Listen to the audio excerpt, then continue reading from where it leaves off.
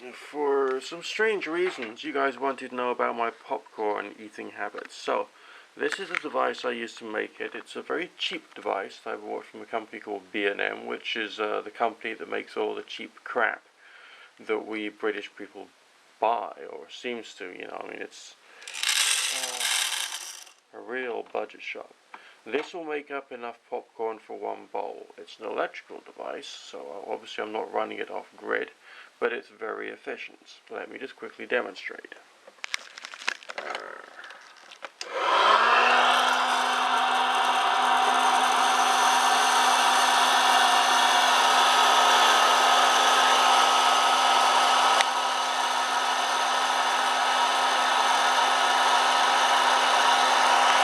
Popcorn inside gets heated quite rapidly, and you're about to witness the guts of my breakfast being made.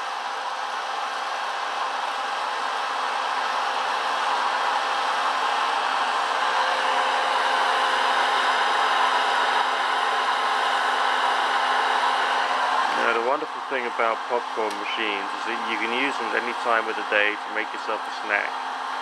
Popcorn these days costs about 95 pence per half kilogram when bought at the major supermarkets, which means that it's a very cheap way of filling yourself up, which is very good if you're in a recession situation, which we are at the moment, and you're not taking all that much money in. Okay, so big tip for everybody out there: popcorn is cheap food. Popcorn is cheap food.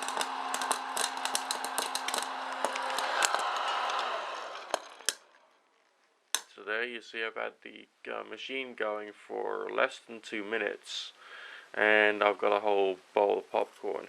Now it's a 1200 watt device, so you got to divide that by 30 to find out how many watt hours has actually been used. And right now it's like 5:30 in the morning, and I'm not in the mood to do the mathematics for you, but basically you get the drift.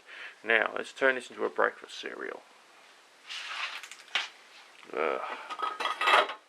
Yeah, my kitchen looks even worse first thing in the morning than it does during the day normally. But as you can see, I've used the carpet sweeper on the living room floor, so at least that's clean and tidy. I do that every single night these days. But now, this is morning time, and morning time requires breakfast. A bowl of popcorn. Turn on the tap.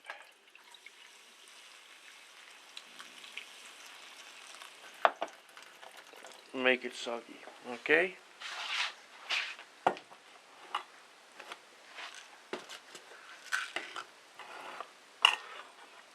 Now, the way the Americans used to have breakfast in the old days, the first ever popped or puffed breakfast cereal was popcorn, and they used to make a mash of popcorn and milk or cream and smother it in sugar.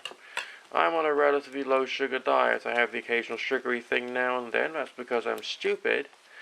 But never mind, I'm supposed to be on a low sugar diet for health reasons. Just have a splash more water in this. Here we go. And so I use sweetener. So this is the closest thing that I can get to an original American frontier breakfast, the way it used to be had in the Old West. As far as breakfast cereals are concerned, it's probably the cheapest on the face of the planet. Reasonably filling, very high fiber. The popcorn itself is supposed to have an effect to protect against the digestive system cancers. Okay, so now, generic cheap sweetener. Pour loads of it on top.